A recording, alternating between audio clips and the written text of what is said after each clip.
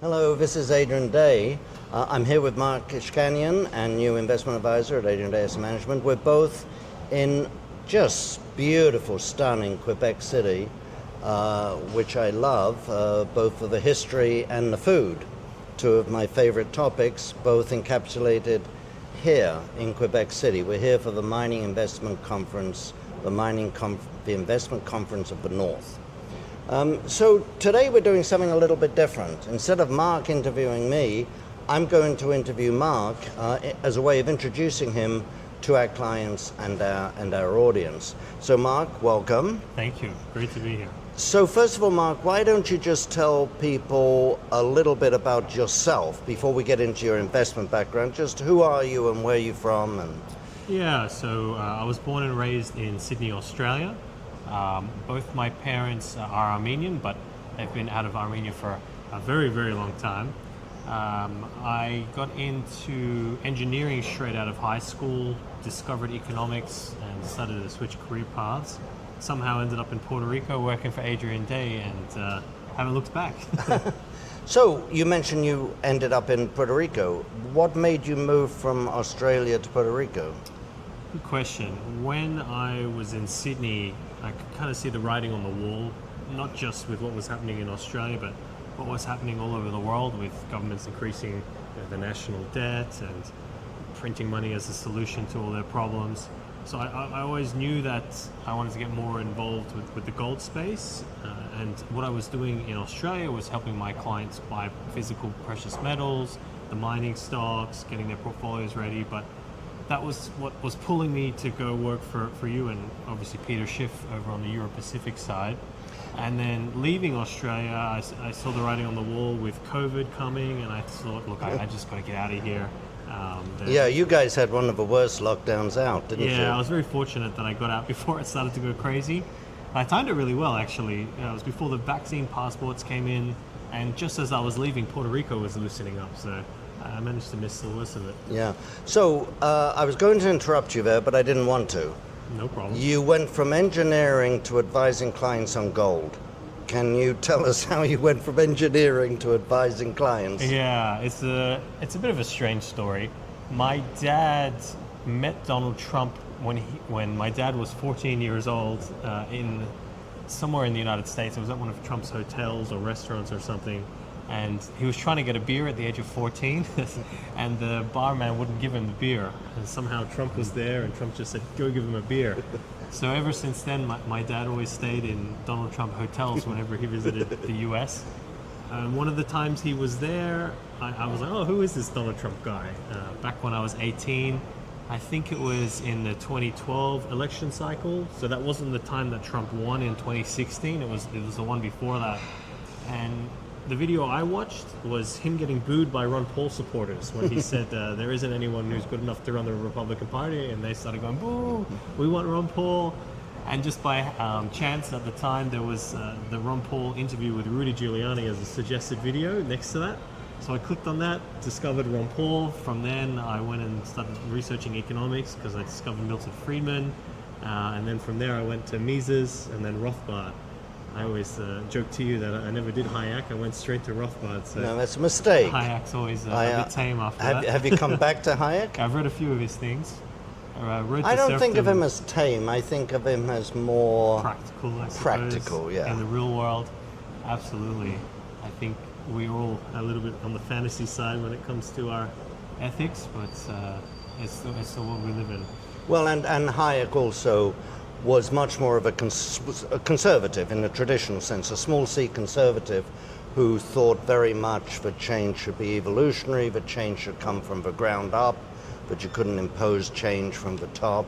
So that was also part of his background, which makes people who are anarcho-capitalists and Rothbard supporters think that he's a little too tame. Anyway, back to so engineering, and then, wow, what a engineering, Donald Trump, I'm getting confused here. Engineering, Donald Trump, Ron Paul, von Mises. And what made you get into investment advising? So when I was learning about economics and everything, I became very fascinated with it. I sort of understood that the bubble we were in wasn't going to last forever, so I decided to shift industries. I didn't want to do it without getting a job first, so while I was studying engineering, I managed to get a job cold calling at a brand new financial planning practice. I did that for 8 weeks, and I generated enough interest in the company that they had to promote me so I could go out and do all the fact finding for the advisor. And then after that, I'm trying to think of the timeline. I was there for 2, maybe 3 years, and then after that I left and I found a job working for this older Australian advisor who he started off in the insurance industry, and what he did was after he made a little bit of money back in the 80s, he borrowed money and bought books off retiring advisors, and he handled the insurance side of the businesses, but he didn't know all that much about investing. And just as I joined working for him, the other advisor that was there left, and suddenly I was 22, 23 years old, and I was the only one there who knew anything about investments, so I was running the portfolios for about 2,000 clients for a little scary in a way, no Yes. offense. I mean, looking back, I think I did a good job because I was recommending an allocation to gold and commodities and stuff that would have been a little bit more outside what the average investment advisor was recommending. But I was there for a little bit, and then I did leave and went to another place for a couple of months, and then the lockdowns happened with COVID, and I just decided to jump ship. So I was looking around where I wanted to go. I was thinking Singapore, maybe Malaysia, as good tax havens to go, and there's obviously a developed advice and money management industry there. But unfortunately, even though I never lived in the U.S. and I wasn't born there, I am a U.S. citizen, and at the time, because of COVID, the U.S. embassies were closed, so I couldn't renounce my U.S. citizenship to move to these tax havens, because obviously if you're a U.S. citizen, you can move anywhere in the world, but you still pay the U.S. tax, their pound of flesh. So I found out about Puerto Rico, and I decided to move there. And at the time, I sent my resume over to Peter Schiff's and started working for him in his client base. So your interest, you developed an interest in Puerto Rico before you knew Peter? I knew about Peter for years. That's how I found out about Puerto Rico. Oh, okay. But I was actually going to move there without the job. Anyway, Yeah, okay. It was he just saw my resume. I don't know how. That guy must get thousands and thousands of emails being sent to him, but he liked my resume, sent me over to Jim, who's his business partner, and we spoke on the phone, and I got the job right then. It didn't happen immediately because I had to wrap up things in Australia before I could start working for Europe Pacific. It was quick. Once I got to Puerto Rico, I had to sit the exam, the Series 65, I think it's called, just so I could operate for the US market. The Australian qualifications don't carry over to the US system. And then after that, I did the Series 7, and then another one for the States.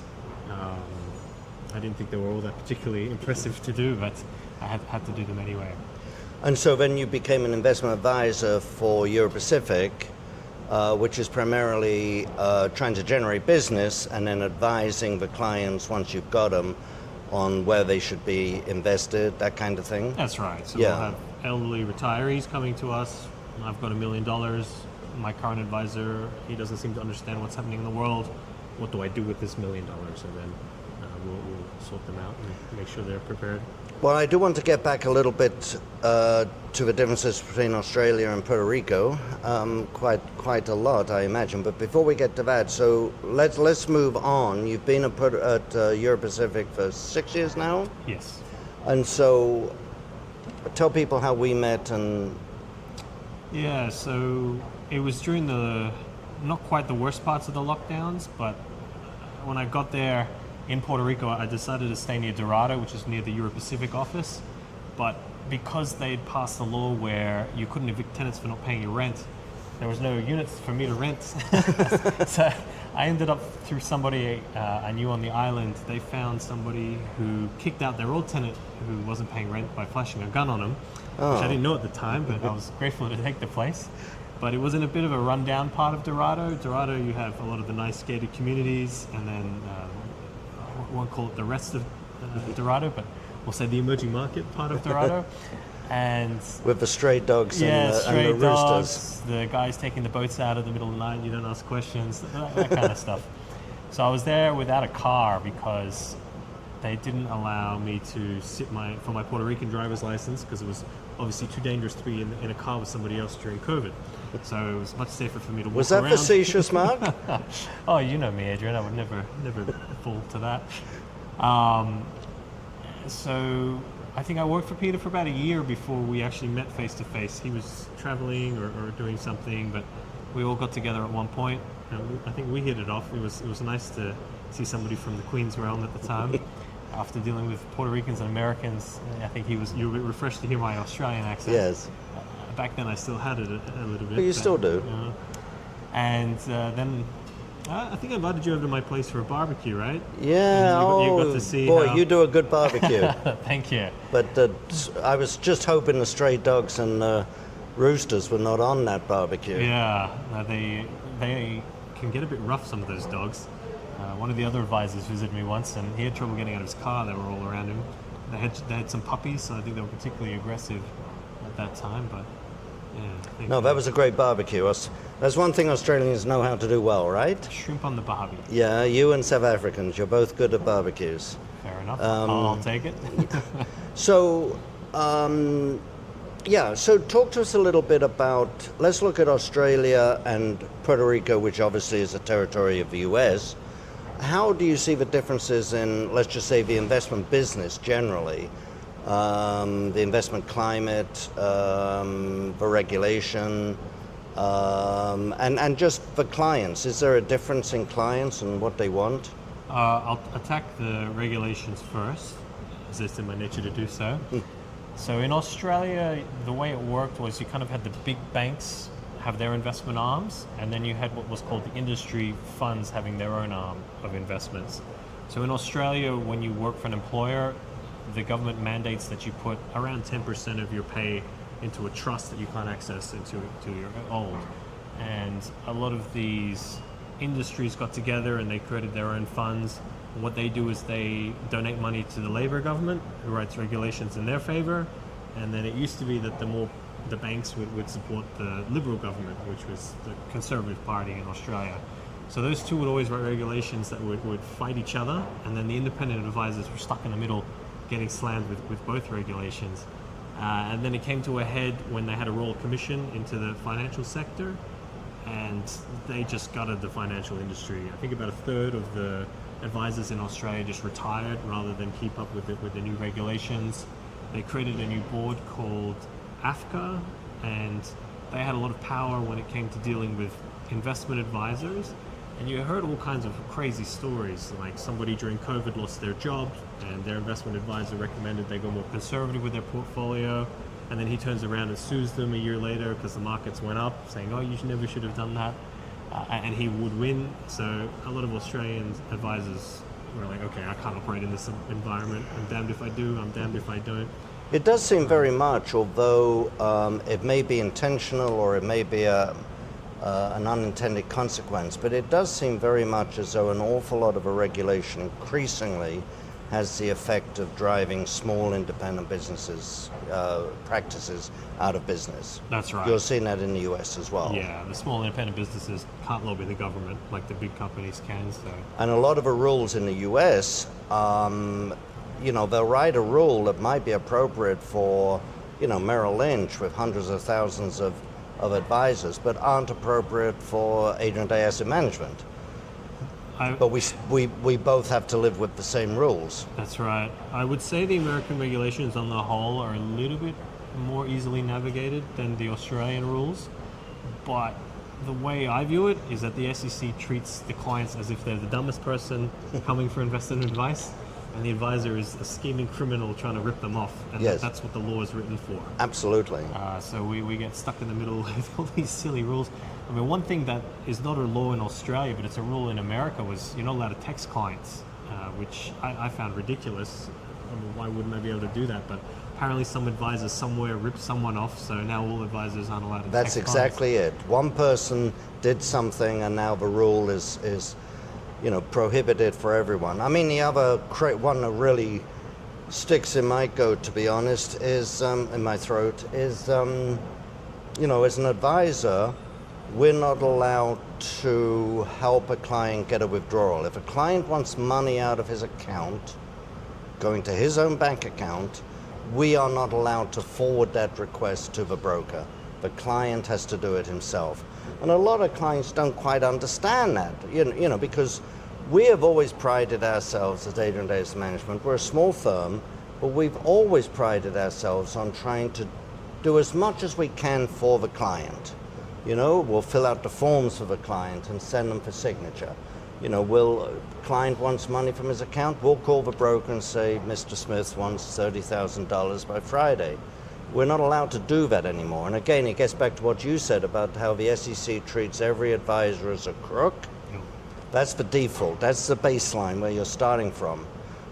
Anyway, I got on a tangent. Yeah, I'm dealing with a few similar cases now.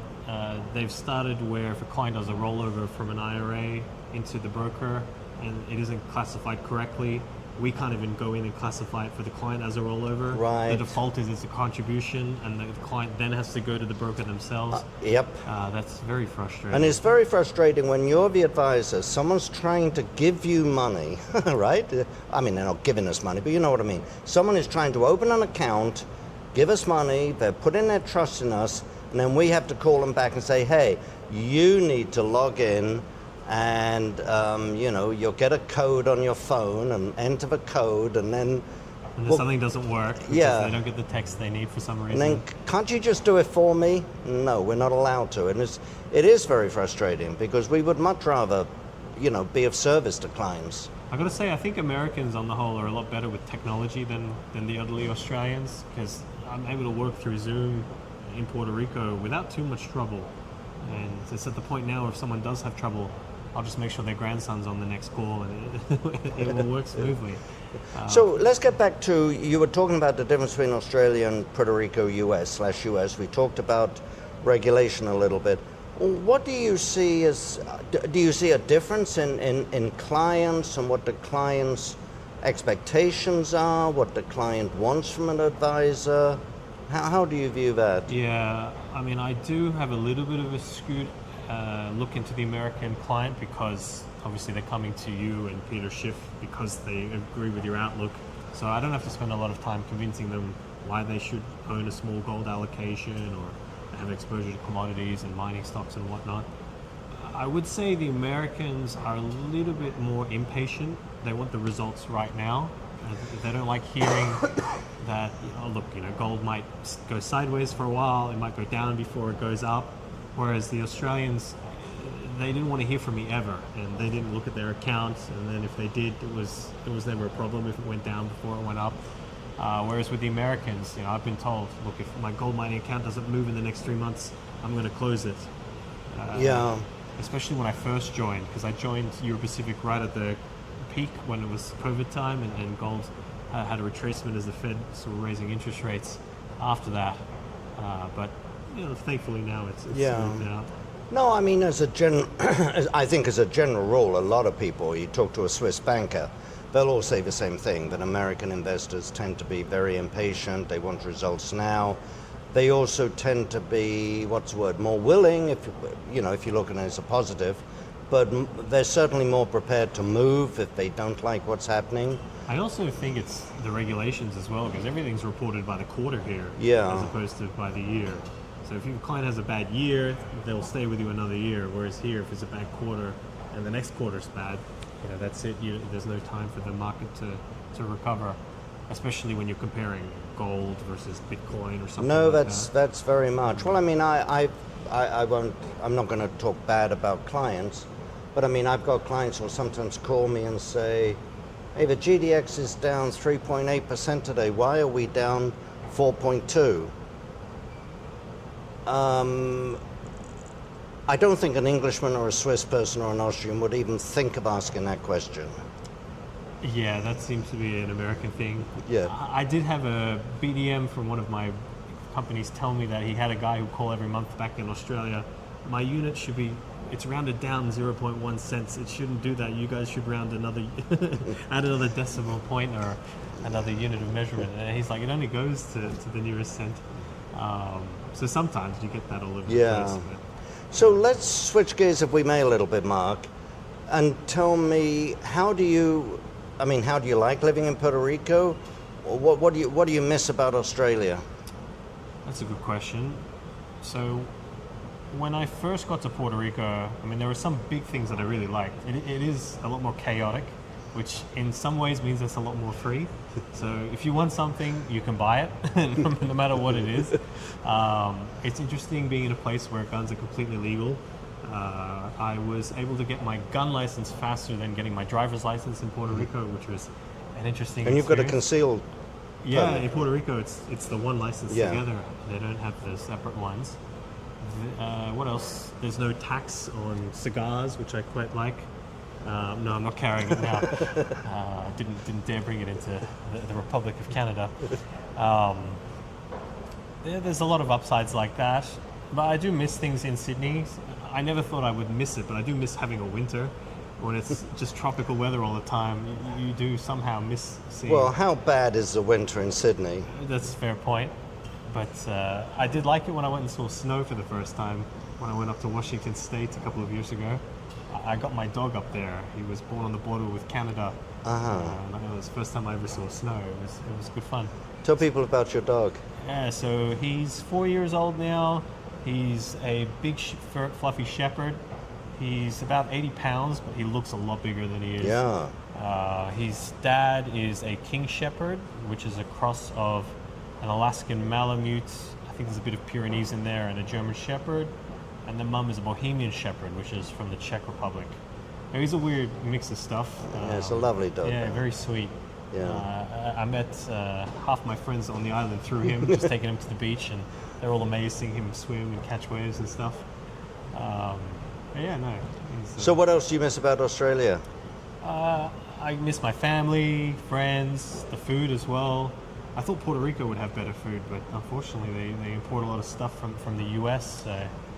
Getting fresh fruit, even fish is tough to get. Yeah. Unfortunately, I used to do a lot of martial arts in Sydney. I do a kickboxing class in Puerto Rico, but it's just not the same. I was very lucky in Sydney. I had a North Korean master for Taekwondo, and my Aikido master was from Japan. And, yeah, you don't get any of that. He was a defector, right? The North Korean? Yes. Yeah, his father. What was the story? His father left during the war, and then he ended up working for the president of South Korea. I think he was a pilot or a bodyguard or something, and there was some falling out. He had to actually leave the country, which is why he came to Australia. And then 50 years later, when it all came out, they acknowledged that they made him the fall guy for something that wasn't his fault, and they gave him a medal. Oh, wow. And then after that, I went with his son to South Korea to do a Taekwondo instructor course. So we got treated like royalty while we were there. It was a lot of fun. I think very highly of South Korea. Yeah. I think I had a great time there. Okay. Well, great. I mean, we could talk all day about you and your interests, but tell people how they should reach you if they're interested in discussing the possibility of an account. Sure. I suppose we can put a link in the video, so if you want to talk to me, you can book a meeting with me directly. That's probably the easiest way. Yeah. Okay. Well, thank you very much, Mark, telling us a little bit about yourself, and we'll do another one of these sometime. Sounds good. Okay. All right. Cheers. Thank you, everybody. Everyone.